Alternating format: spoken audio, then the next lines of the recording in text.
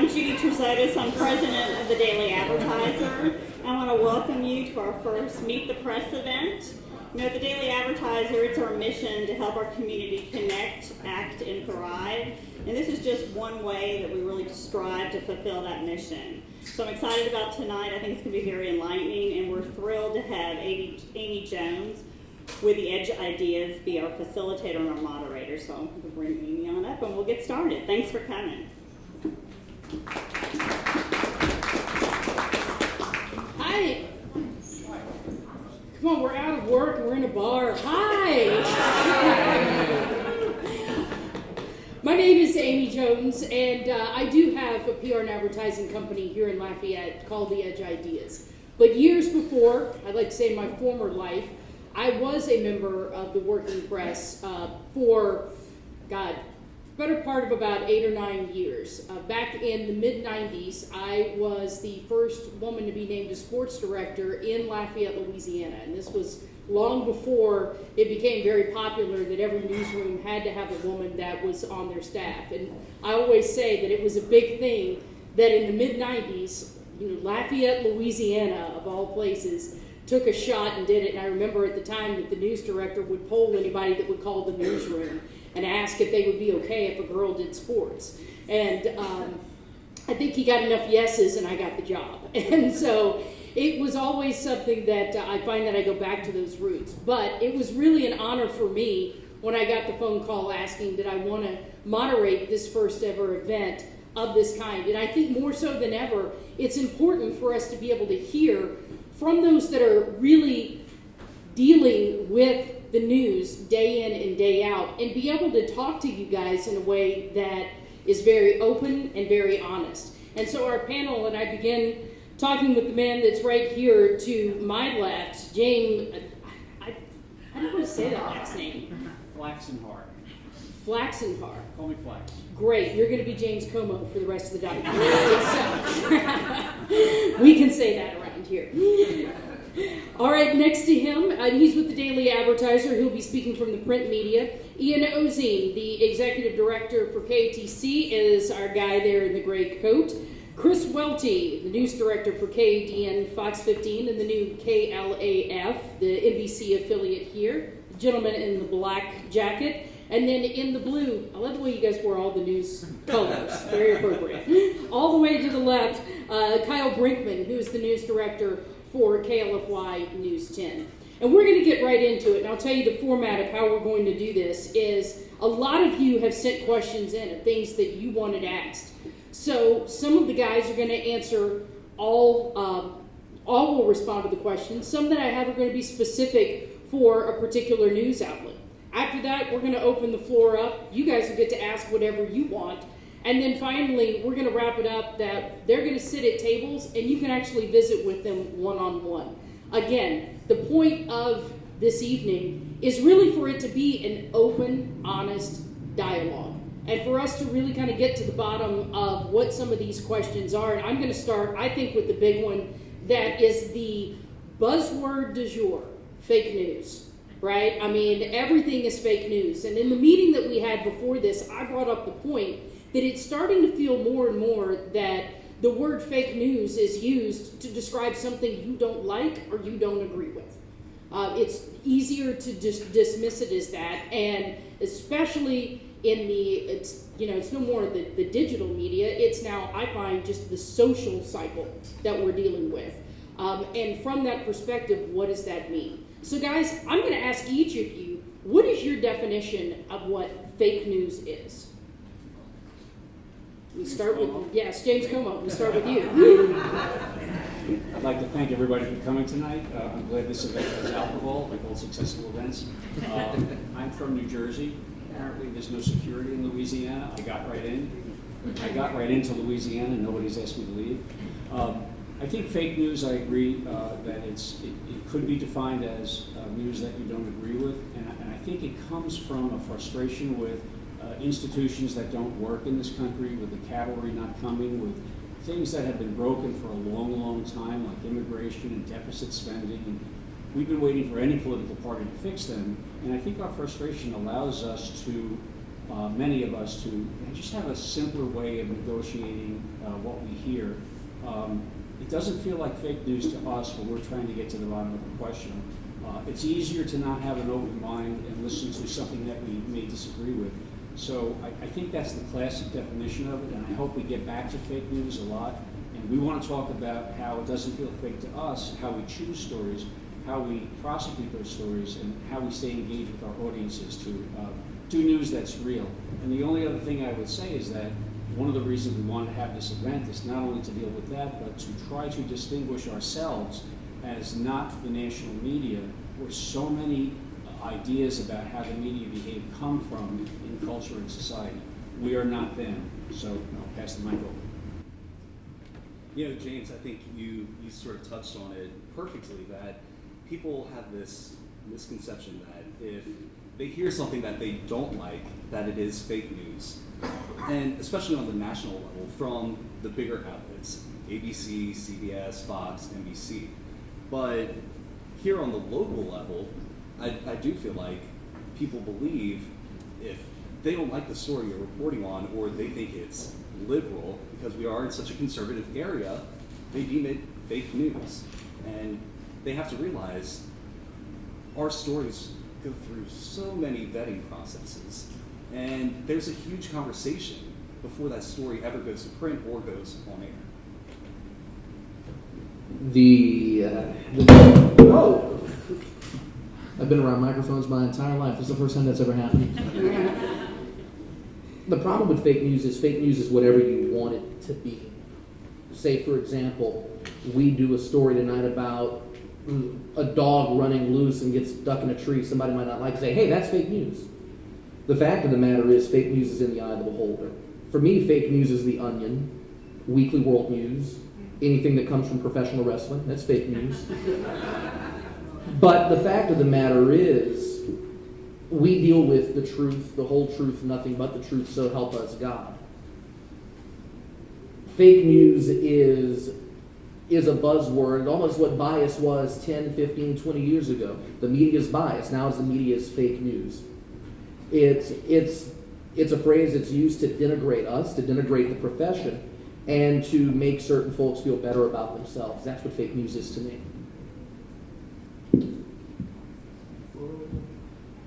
I agree with all that, and I also think that fake news has been around for years, long before television ever came around, as a way to manipulate opinions and get almost like a PR campaign to get information out there, even if it may be false.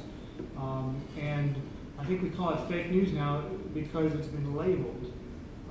And prior to this, we didn't really have a label for it. And suddenly, with a new president and a new campaign and everything, it gets labeled fake news.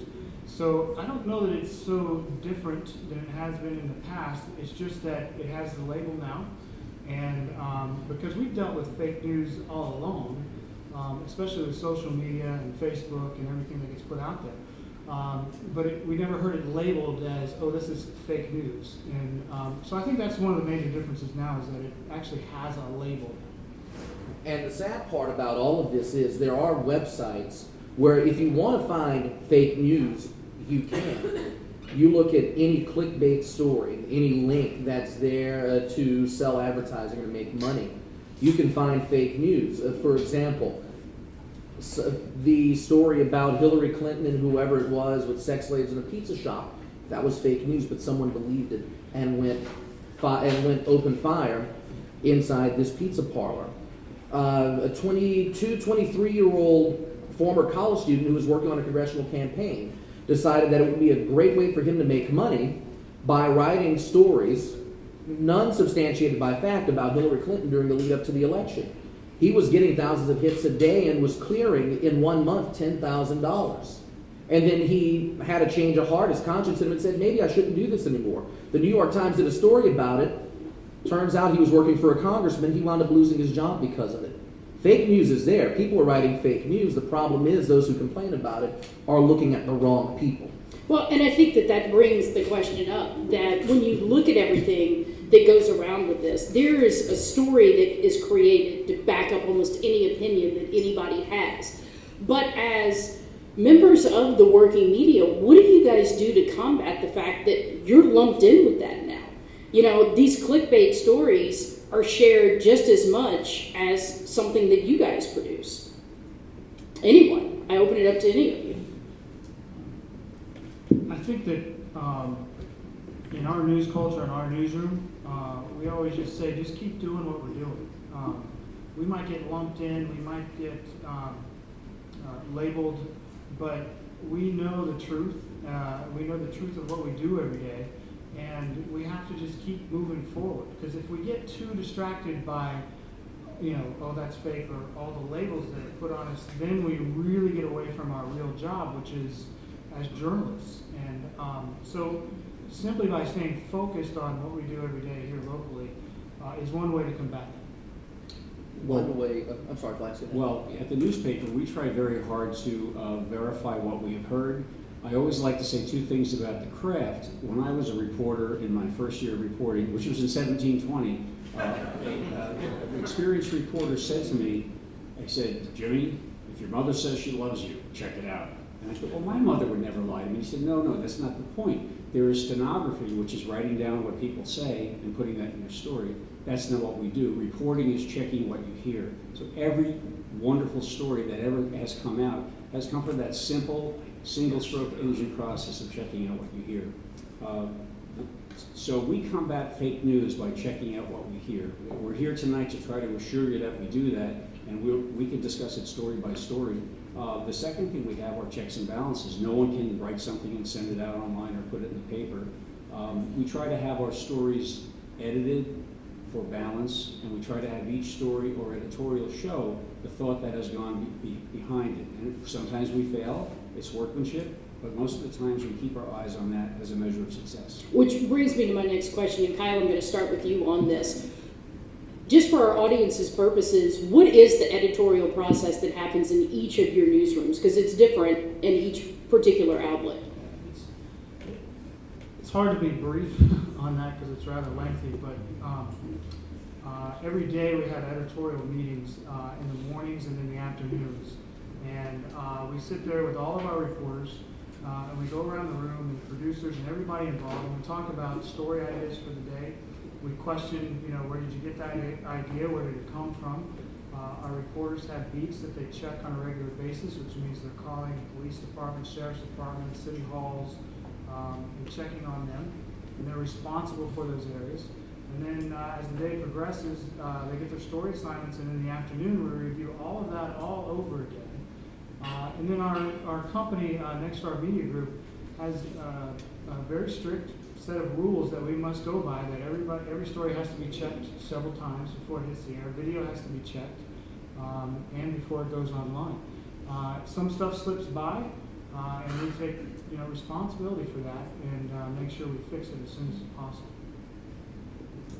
At TV3, we don't have a morning meeting. We usually, the assignments desk or the producers or reporters, they'll set up their own stories. We'll check it, we'll confirm it, make sure that it's good. Reporters go and do their story. When they come back is where the editorial process begins. We'll do a 2 o'clock meeting in the afternoon with our anchors, with our reporters. And if there are any questions that arise there, we'll kill a story, we'll go back, we'll vet it, we'll make sure that it's okay. Once the reporter has finished writing a story, either Letitia will check it, or I will check it, or an anchor will check it. We'll go through it. We will vet it. We will ask questions for clarity and to make sure that everything is accurate before the reporter puts it together, before it hits the air. And if a story is not right, or if it turns out that something was wrong, we'll kill a story.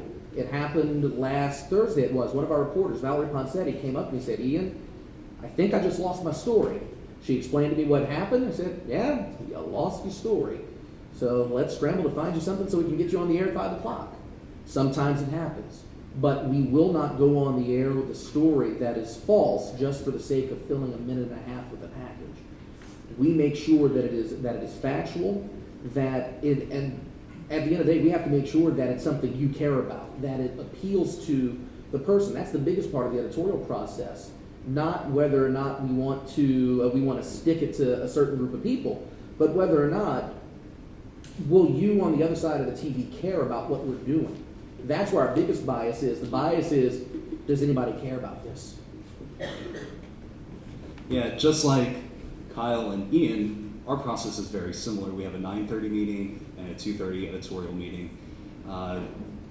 Bring in producers, reporters, anchors, toss out story ideas, see what's topical, and if there is something that's a bit more controversial, then we will double check, fact check, do everything that we can to make sure that the story is 100% balanced. I've just became news director about 2-3 months ago, and I was the weekend anchor and reporter during the week, and I started doing a few more investigative pieces, and people would comment on social media and say, oh, y'all are the liberal media, y'all are just attacking this politician.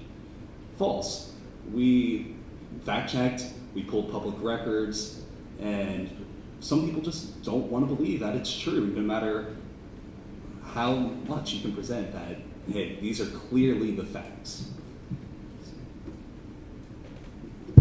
Thank you. Let's go for the guy from New Jersey. The other thing that we have in the USA Today network, or Gannett, is a code of ethical conduct, which if you're having trouble sleeping some night, I will send it over to you in the next 30 seconds.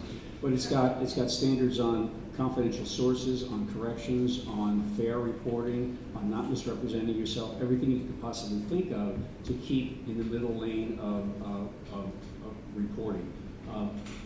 I'm often struck by the fact that when we get into a conversation being accused of the fake media or being liberal or conservative, I think to myself, what business purpose would that have to a company? I used to think that being liberal or conservative, as if we would do that anyway, we wouldn't, was a colossally bad business plan because you're preaching to only half of the audience. We cannot do that. There are some exceptions. Fox News and MSNBC on the conservative and liberal side of the equation are making a ton of money doing that. And up at that level of a ton of money level, I imagine the desire and the gravitational pull to slot yourself into almost like a church praying in one direction is really huge, because a lot of people are making a lot of money about that.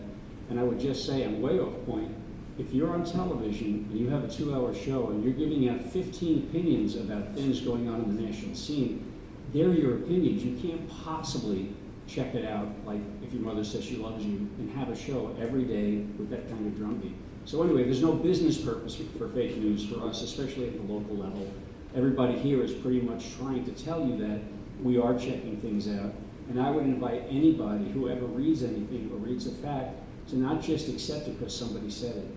Checking it out yourself is part of being a citizen, part of being a citizen journalist.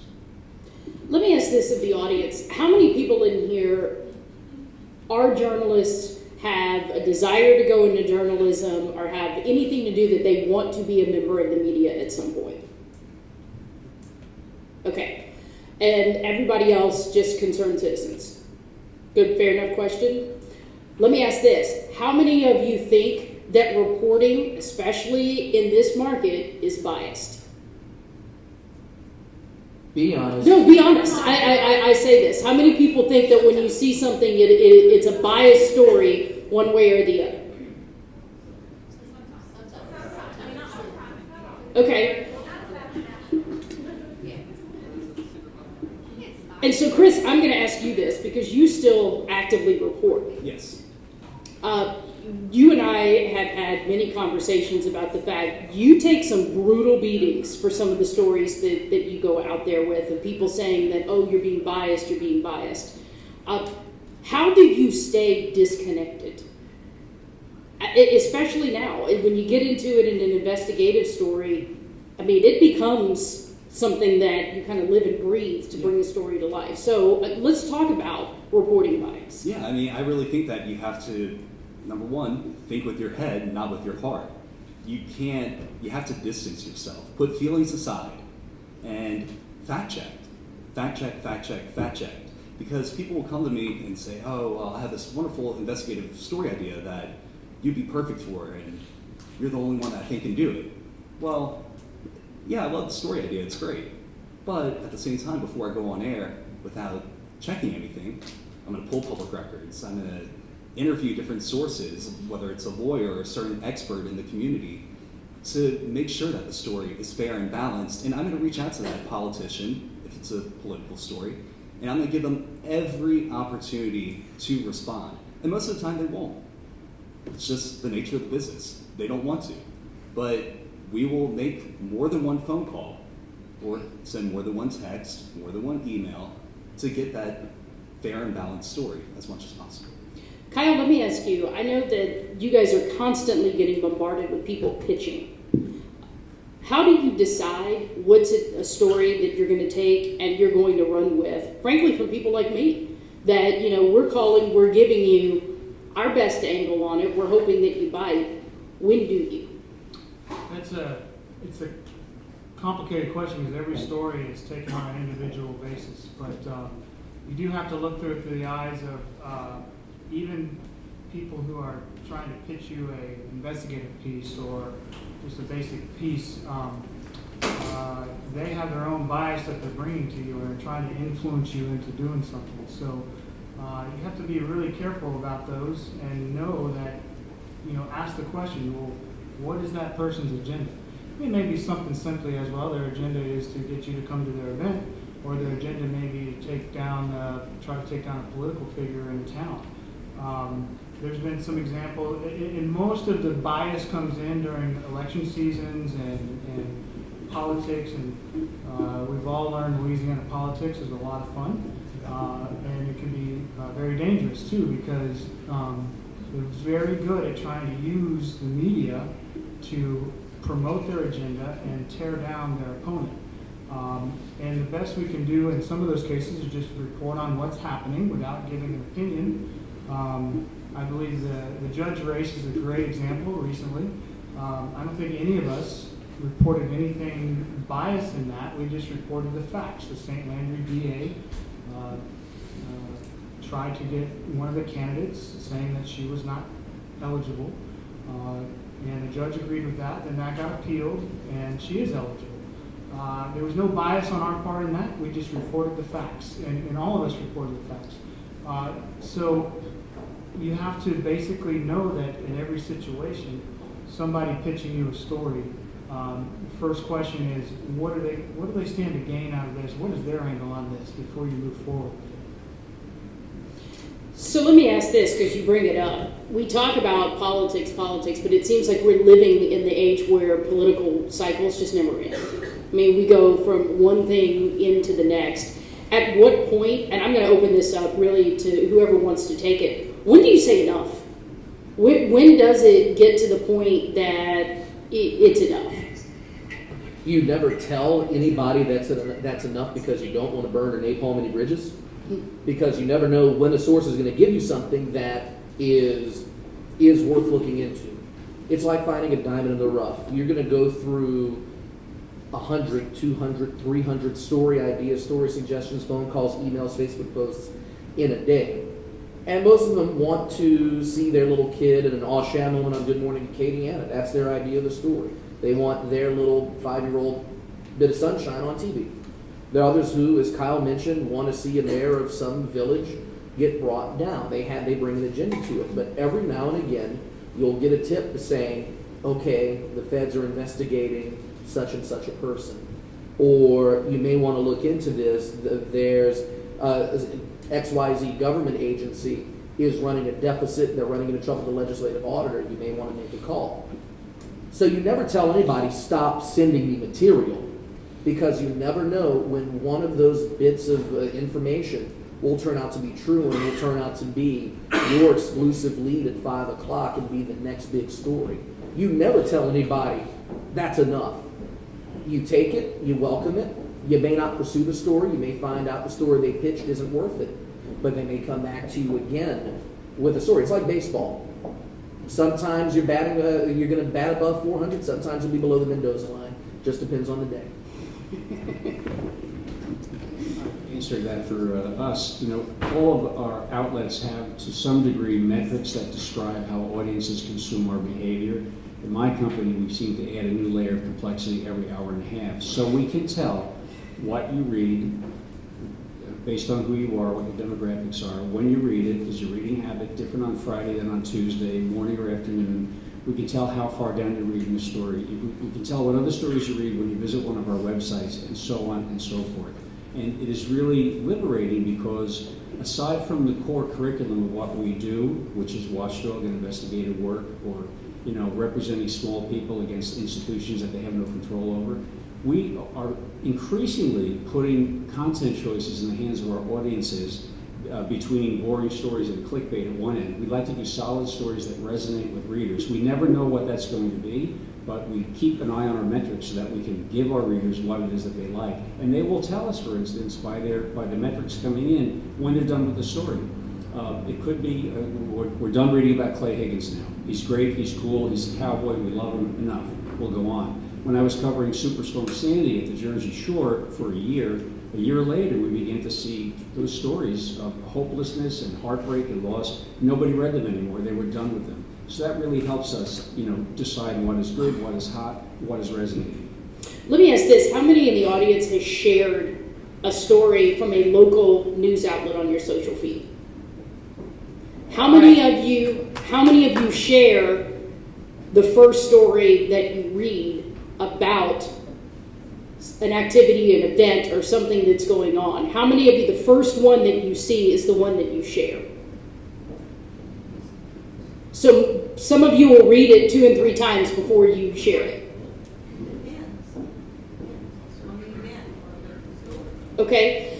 Because that actually leads me to my next question. That studies are showing that usually the first time that somebody reads a story, that's the one that they're sharing, which then puts pressure on these guys to be the first, not to the 5 o'clock news, because a lot of time, by the time 5 o'clock rolls around, that story is so old, it's ridiculous. But it's the first to social, of having it up there. So the pressure on them of getting it right, but more importantly now, getting it right quickly, has now come into play. So let me ask you this, and Flash, we'll start with you. How do you feel about that, and how do you guys monitor to keep the facts correct, but still doing it fast?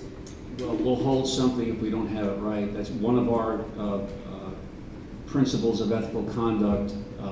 Rules is it's better to be right than fast. A lot of this applies to breaking news, and that's important to us. But breaking news, I wouldn't say it's empty calories, but we are all interested in breaking news, and then we move on. And parenthetically, we have an audience's attention on a mobile phone for about 5 minutes a day, a few times a day. We have to really make the most of it. So breaking news is part of the algorithm, but we prefer to make sure we get that right. And if we lose page views, that's okay. And really go for the sweeter spot, which are stories that are a little more complex, that we've been working on, that we are, in fact, we didn't talk about distribution of content now, but that we share in a very strategic way. A breaking news story that's first could get 5,000 page views. A story about a local family going through heartbreak and loss and ultimately redemption can get 500,000. So we always have that in mind in terms of reaching our audiences. It's not always breaking news. So sometimes we put the clutch in and we say we'll get it a little better a little later on. I actually want to get through some of these questions, so I'm going to go a little bit quicker if you guys don't mind. But Ian, answer this for me. How do you guys take the balance between what's editorial and keeping your advertisers, which keep you employed, happy? It's a matter of when an advertiser comes to us and says, hey, XYZ is opening, we'll look at it. And we'll have discussions in the newsroom. Is this newsworthy? Is it not? Because sometimes, the folks on the sales side will come to us with something that's legitimate. Sometimes, though, it'll be a commercial. We'll say, this is a commercial. No, we sell them airtime. Sometimes it falls through the cracks. No matter how hard you try, no matter how hard you try to keep it newsy, you just can't make it. And sometimes it'll make it to air. We're human. We make mistakes, and things like that will happen. But we'll take them, we'll look at them, we'll see if we can make it newsworthy. If we can, we'll pursue it without having the advertising spin on it. We'll find a way to make it a news story. But if we can't, if it's, the new go-kart place is opening, we're going to throw it away and say, no, we can't do this. Yes, you'll piss off a few people in the process on the sales side, and they get over it, because at the end of the day, they realize they've got to sell ads to make money. We've got to keep our product as neutral as possible so we don't lose any credibility. Because if we lose credibility, we don't make money. Chris, let me ask you this. I got this question probably 5 different ways that it was asked, and I think it all comes down to asking very simple. How do you guys make your news more local versus just pulling things off of the national feed?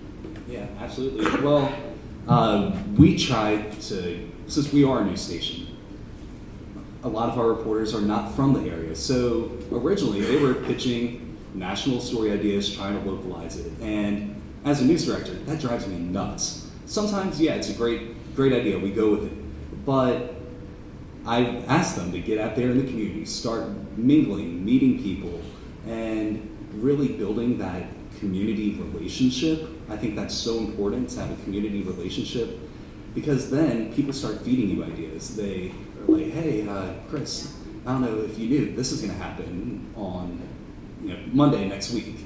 Y'all should cover it.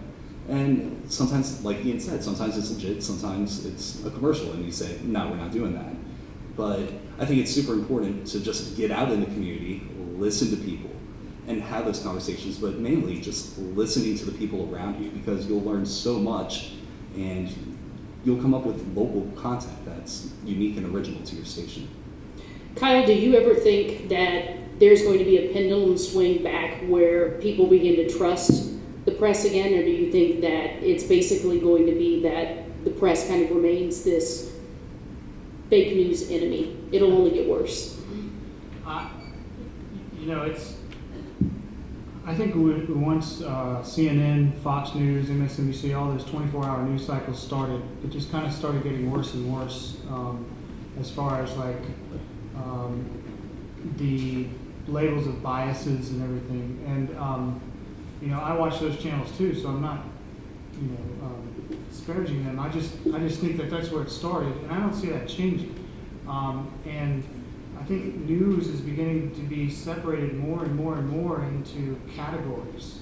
The more that social media is there, the more that websites are there, the more the 24-hour news cycle.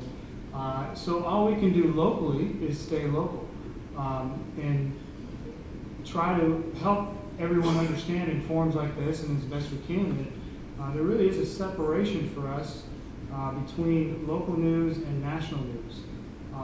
We may be affiliated with CBS or ABC or NBC or Fox or USA Today, but that doesn't mean that they influence anything that we do. That doesn't mean that they call us up on a daily basis and talk to us and tell us, here's what's going on, we need you to tie into this.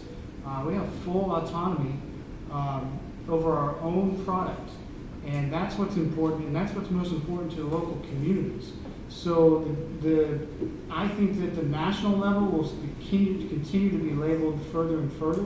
I think the local level has our responsibility of getting that message out that we cover local news, they cover national news.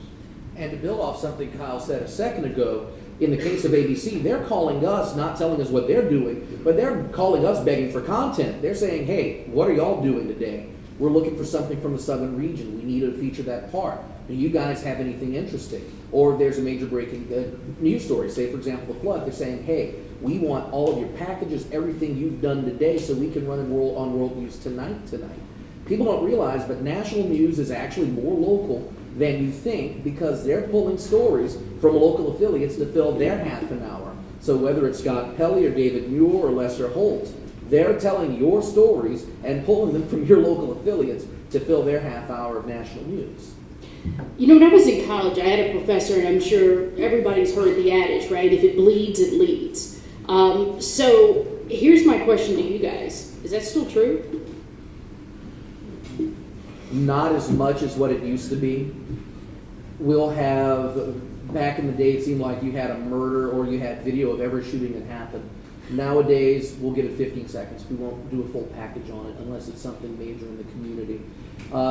People want to think that. People will, no matter how much we hope they'll gain trust, they'll still refer to us as, with their pet nickname. Say, for example, my old man always called the newspaper in Opelousas the dirty world.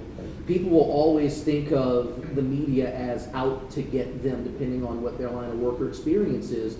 But no, if it bleeds, it leads thing has kind of bled out, if you will. I agree. I think people need something or want something more nutritional. We do a lot of hard news coverage when, for instance, there's a shootout at the Lafayette Grand Theater. There's an unquenchable appetite for that, I guess it should be.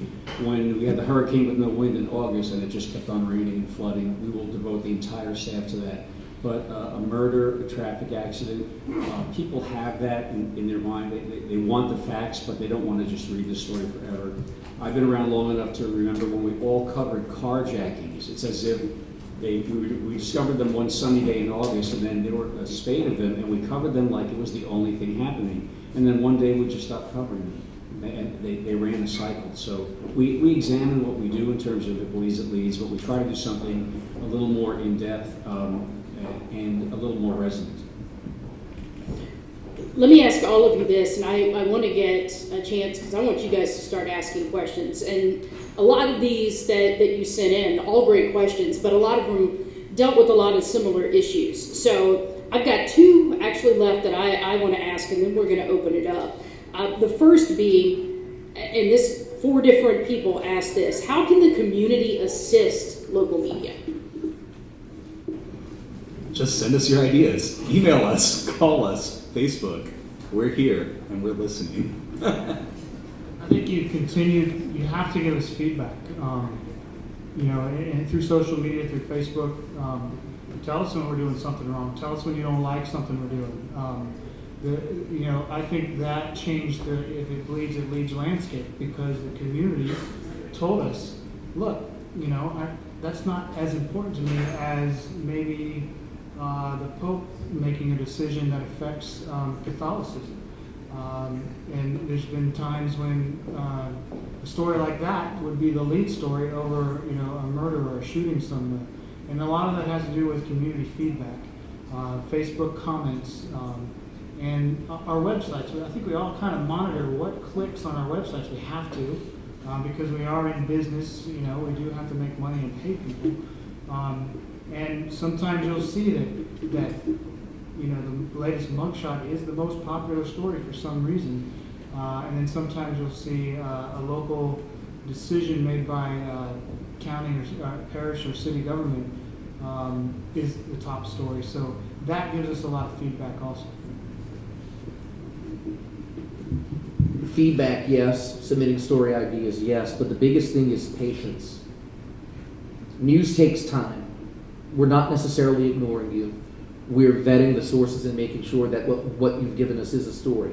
So submit story ideas, but be patient. But the biggest thing that if folks want to help the news, when you do submit story ideas, when it's a story that's affecting you, you can't tell us, I don't want to talk on camera. I want to remain anonymous. If the story is about you and about your neighbors and you're trying to affect change, you have to put yourself out there. If I had $1 for every story that we had to kill after we set it up and we sent a reporter out and the person said, oh, I didn't know I was going to be on camera, I don't want to do this, I'd be able to retire now. I'd be rich. At one point it happened to Alex Labatt when he was working for us so much, we started calling it pulling the Labatt, where we'd send them and they'd cancel because they didn't want to be on camera.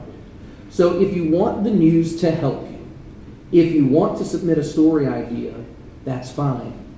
But trust the process, be patient, but most importantly, you must not be afraid to put yourself out there and go on camera. Same thing with the Simcoe shooting. We send reporters out. Nobody wants to talk because they're afraid of retaliation. If you want change anywhere, especially here in Lafayette, on the north side of Lafayette, and this is home for me. I grew up here. I'm very familiar with the process. If you want to make change, you want us to help you change, you've got to put yourself out there and you've got to speak to us. You've got to trust us that we're going to help you and we're going to make that change for you, or at least affect as much change as possible. Briefly to that, I would add, those are all good comments. Share the content you like in social media and Facebook groups. Share it so people get a chance to look at it. That helps us sell advertising and stay in business and sustain our journalism. And 2, everyone here creates content. You all have a mobile phone. You're all taking videos. You're all seeing stuff. send that in. We'd be happy to use it. Give us the permission to share it with the community, and we'll make you famous. And I want to build on that because there are a lot of folks here who say, you don't cover my stories, you don't come to my neighborhood, you don't do this. And I look over, I see Jacob White and Ed Booley in here filming for the Acadiana Open Channel. This is where public access media comes in. Right across the railroad track, we've got the Acadiana Open Channel. If you want to tell your story, your neighborhood story, and you want to do it without going through the news process, you've got an outlet there where they're willing to train you how to work a camera, how to put a TV show together, how to edit, and they're willing to loan you the equipment for a nominal fee to sign up every year. You can do your own newscast to highlight your neighborhood and the people that matter most to you and your community. If we aren't doing it, you can do it too, and that's the beauty of modern technology, whether it's with a cell phone or through AOC or other public access means. You are the media nowadays with modern technology. Take it, use it, and make the media yours. If we're not doing it for you, you can do it for yourself. There's my cheap plug for AOC. But in all seriousness, you can make the media yours. Do it. And actually, that leads to what I want to say is the final question I have for you guys, and it's all about reporter's voice. You know, the one thing about being in this market, and those of you that don't understand, you know, DMAs and exactly where we rank in terms of market size, oftentimes don't realize that Lafayette is considered a feeder market, if you will. That a lot of it's why you see a reporter that's here and the next year they're gone. And, you know, the good ones are oftentimes taken into bigger markets. And for every reporter, we talk about finding their voice. And the beauty of Lafayette is every reporter that comes through our media has that story that creates their voice. For me, in 1996, it was being the only reporter that was live in Cajun Field when the Cajuns finally beat a top 25 ranked team when we beat Texas A&M. And for anybody that wonders where the game ball is, I got it.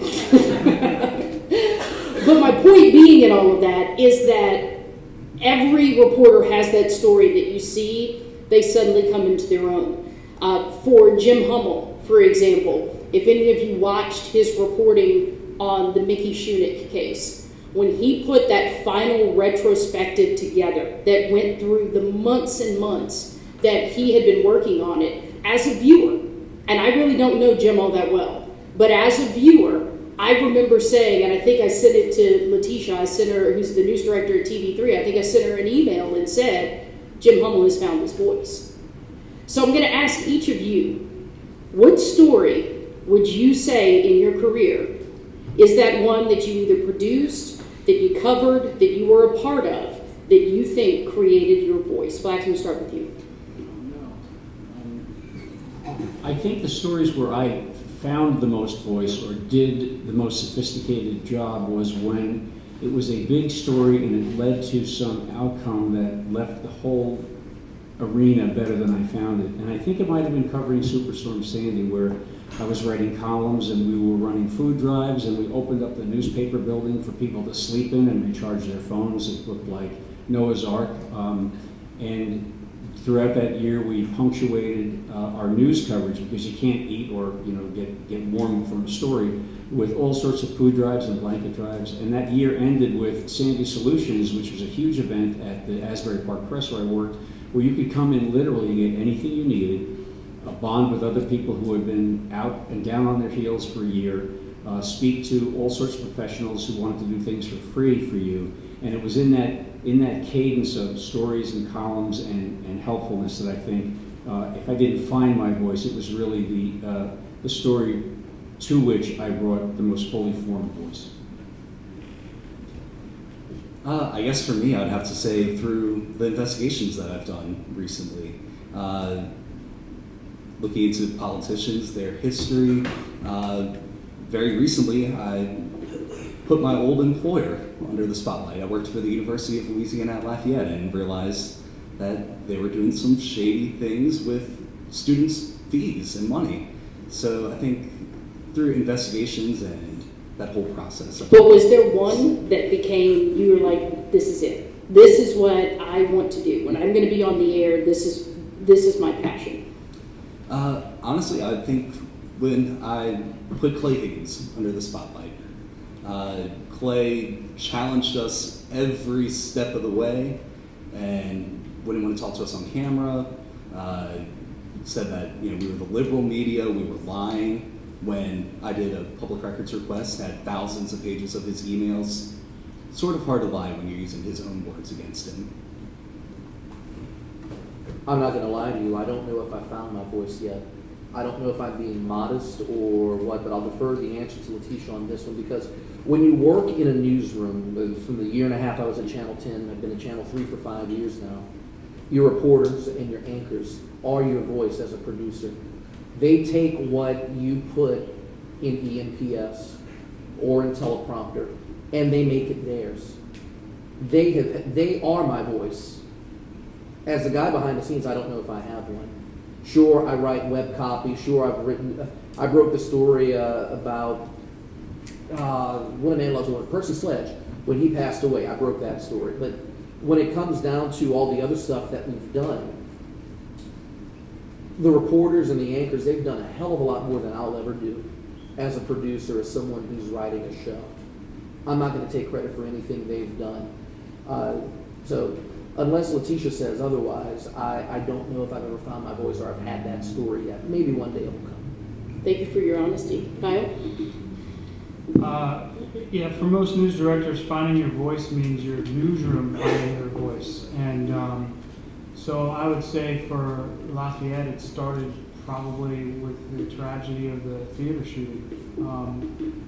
And to see the newsroom react, and I did not have to sit there and instruct them on how to do things. I knew that the newsroom as a whole had found a voice because they knew that, for instance, kind of like what Ian was saying, the anchors knew that they aren't going to put out panicked information. They're going to put out and be calm about it, because the anchors realize that they're almost like a security blanket as people are watching them, trying to make sense of all this, and to see the reporters head in just different directions you didn't even think about, and they're calling and saying, "I'm here. I've got information. I can go live," and you didn't even instruct them to go there. That's when I think, like I said, as a news director, you want your newsroom to find its voice, and that's one of the points at which I think our newsroom really found its voice. So I'm going to open it up to the audience at this point. I know that, yes, so many of you sent in questions, but I think that hopefully in the course of this discussion, it's raised more, or maybe they didn't go into enough detail on things that you have. So, David or Judy, do we want to send the microphone out, or how do we just have a mask? Yeah. Okay, so does anybody have any questions? Let's start back there. When you're covering either a political event or a campaign or just a government official, and they say something that you know is not true, what is your responsibility to fact check what they're saying? Because, well, that's the question. It's a great question. We started discussing some of this the other day at a meeting. What a lot of folks don't realize is that, for instance, Donald Trump holding a rally in Baton Rouge, all we are is invited to come and videotape it. We don't get access to Donald Trump. We don't get access that national media gets. And a lot of times, even local events, we're invited to come and we may not have access. So first of all, understand that a lot of times we are relegated to just videotaping the speeches. But beyond that, every situation is different. It depends on what the event is. For instance, I interviewed Senator Senator Kennedy when he came to town. And just did a long interview and listened to what he had to say. But we didn't necessarily put all that on air, because you want to check things out. He made a claim that I'm still checking right now, and I don't want to give it away because we all love each other up here, but we're still strong competitors. So there's a claim that he made that I was like, that's pretty stunning. So in your mind, I think your mind needs to trigger first of all and say, that is stunning. Can that be real? And then that's when you have to go back and say, okay, let's follow what they're saying and what somebody else says and try to figure that out. So hopefully we'll have that report sooner or later, but we're still trying to figure out if what he's giving us is accurate or not. Anybody else? Going back to what Kyle said, and don't worry. Well, Ian, let me do this because I want to kind of keep it flowing and get people to be able to answer. So if you guys don't mind when you're asking your question, ask it to one of the guys up here if you don't mind, and that way we can kind of move it and allow as many people to talk as possible. Yes, sir. My question is really to Ian, but really I would really love to hear it from her. Do we think that we're doing, do you guys think that you're doing, feel like it's a service or a disservice by allowing the comment sections in some of your news to go in the directions that they go? It's a little bit of both. It's a disservice because it winds up devolving into a shouting match or into a battle royal, if you will. It's also a service in some way because you have to remember we work in a pressure-filled business, and going back and reading some of the comments sometimes makes us laugh. And one of the things I do to relieve stress is killing folks with facts. And Letitia, bless her heart, sometimes she has to tell me, Ian, stop, you're getting snippy. So the comment section sometimes will be a place where we can go to laugh at some of the comments, but at the same time, once it devolves into a battle royal, we'll shut it down, we'll start deleting people, we'll start blocking. So it's a service in the respect people can voice their opinion. It's a disservice in the respect that it can, again, devolve into something it's not supposed to be. With that said, if you comment on the KTC page, make sure your spelling and grammar are correct. Otherwise, I will get you. Anybody else want to comment? I would just say that it's probably a disservice when we let the comments sit there unresponded to, and it's a service when the reporter or whoever has written the content follows that content online and lives there with it, because they can not only have the first comment and guide the conversation, but ask someone why they're saying this and ask them what else they don't want to hear about this topic. So it's a good community conversation if we're in it. If we're not in it, we tend to not even look at it, except when we have to ban somebody for violating the terms of service and making personal attacks. So it's a little bit of both, and I personally want our organization to do a better job of living with their content online, which is where we reach a lot of people. I want to stop real quick, and I see her hand just shot up, but I find that we keep saying the name Letitia, and we're making her almost like this mythical unicorn in the room. But she's standing in the back, and when they're saying Letitia, she is the news director that's not up here. She's the news director for KATC, so Letitia Walker is in the back of the room. I wanted to acknowledge who you were. I did want to actually say something. I'll let Ian go up there because I put my foot in my mouth sometimes, and I don't want to do that. But the comment section, know that we do monitor it, and that's a big thing. But once we start picking and choosing which comments to delete, we become liable because we have editorial control of them. So we do not try to delete anybody. We do 2 criteria, right? Threats and hate speech. You're gone. But other than that, we have to let it run its course because we don't want to be liable for the comments that are being made. So know that we, like I just heard, it's infamous, our page. We are trying to address it, and we do try to shut it down when it gets too dirty. And it also comes back to the point of bias, because God forbid we delete somebody's comment, or Facebook with its wonky scheme will somehow keep a post from showing up. People say, you deleted my post, you're biased, you don't like me, I'm not watching again. The fact is, no, we want you to say what you will, but again, don't let it be hate speech, don't let it be threatening speech. You can stay there and say everything you want, but again, it would be nice if people were more respectful towards each other and made the comment section a place where people could go and be a true haven for free speech. Yes, ma'am. I want to thank you for hosting this forum. You have 8 of 9 members of the AOC Community Board here in attendance. We use this forum as our board retreat. And we want to encourage all of you to remember that we are your community media partners and that we want you to continue to develop relationships with all of you and be a host for that content that you guys can't readily put on the air, as well as be a conduit for some of the content that we're developing at AOC. And on that note, I'm curious what you guys think are the challenges for public media right now. The greatest challenge that they go and face. The greatest for public media, money. Well, and I mean, public media and in your industries. Oh, money. Money. Money. Okay. Because the reason why we can't keep reporters is because we can't pay them. They go to bigger markets where they can make more money and where they can get more exposure. We need equipment, but you got to pay for it somehow. You need to upgrade computers. You need to fill in XYZ blanks across the newsroom, whether it's producers, whether even part-timers on the floor crew. You need money. And unfortunately, money doesn't grow on trees, so sometimes we have to work with what we have. So yes, that's the biggest challenge in our business, as far as I'm concerned, money. Letitia, Ian wants a raise. I hear that. I think it's the speed with which we evolve. I mean, the path is clear. Readers and revenue have gone to digital, and the print media is catching up at a faster pace now than before. Most of our revenue and readership or audiences are online, so the extent to which we understand that and become a digital company, I'm talking about the USA Today Network, a digital company with a boutique newspaper audience, the sooner we'll be able to have a clear shot at the kind of revenue that we need. Things are doing well on the digital side, we just need to keep our eye on it.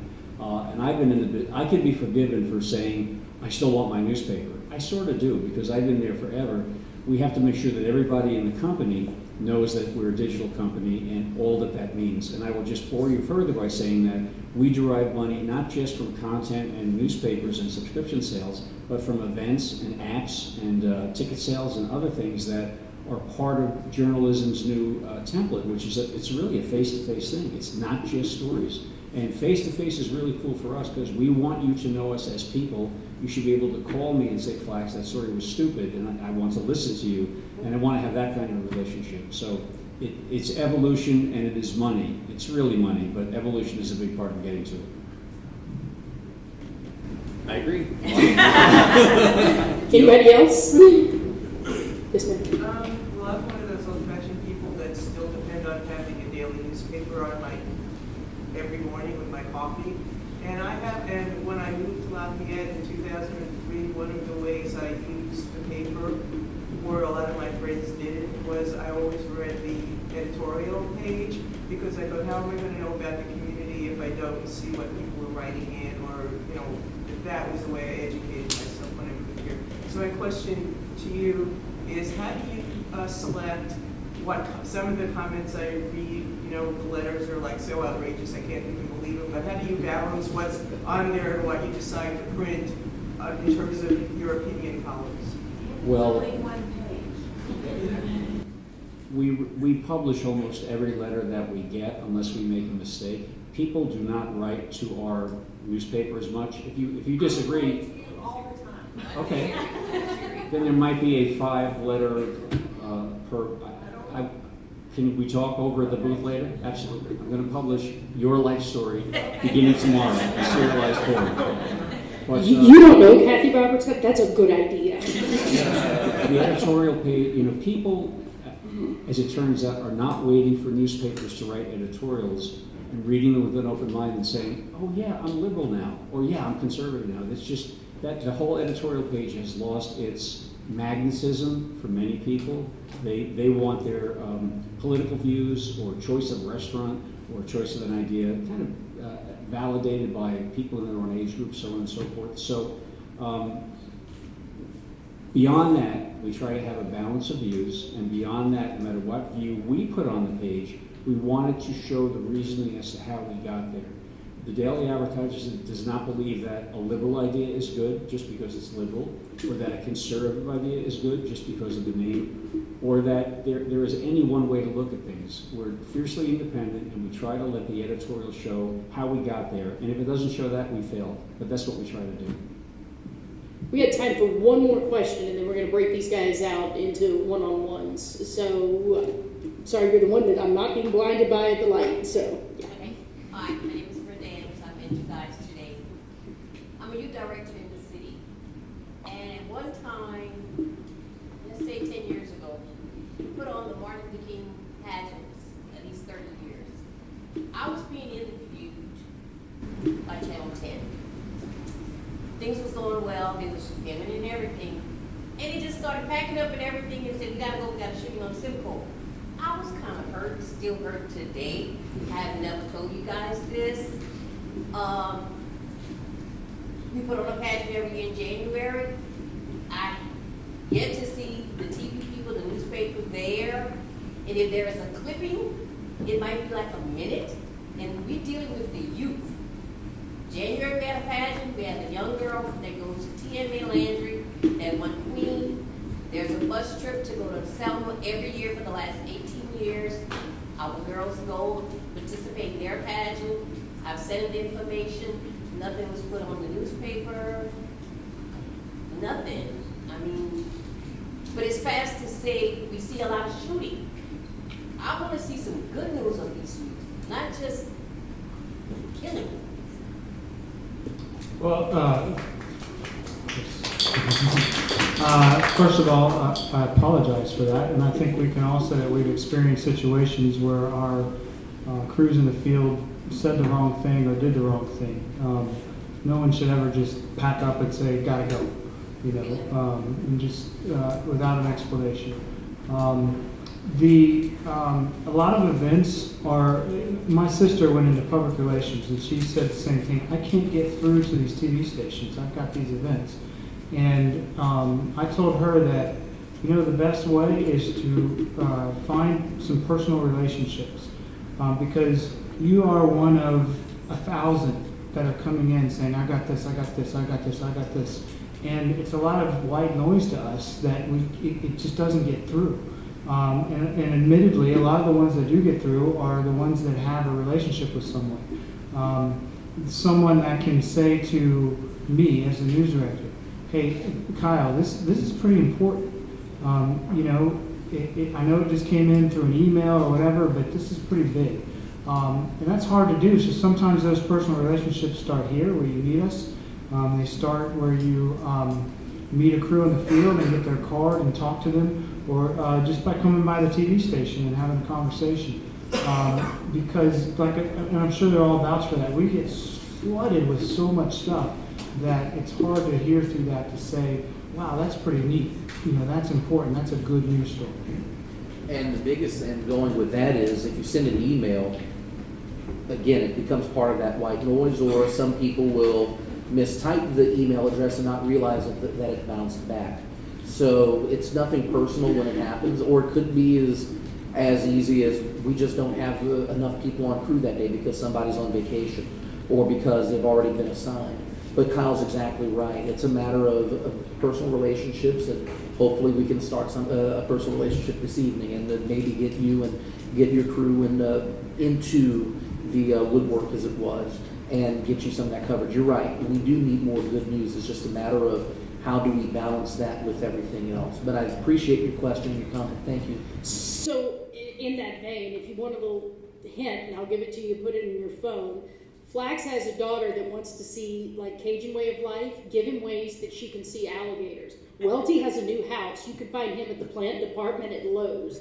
Ian, sports guy, has his own radio show on KPEL on Saturday mornings. Tell him that he has a face made for TV, not radio. He needs to teach you to hire him. Or call in on the Open Channel show Sunday nights at 6 o'clock. There you go. There you go. And Kyle and I just met yesterday, so give me a few weeks and I will tell you the way to his heart too. So, Soccer. What is that? Soccer. Soccer? Man, this is South Louisiana. Football. The American version. Anyway, all right, what we're going to do now is move it to allow you guys to have the time to talk to them one-on-one. So what we have is some tables that are set up. Kyle's going to be over here with KLFY. Right here will be Chris Welty with Fox 15. Ian will be back in the back corner back there. We're putting Baby in the corner. And the advertiser will be down. The preceding program was made possible in part with production assistance provided by AOC Community Media.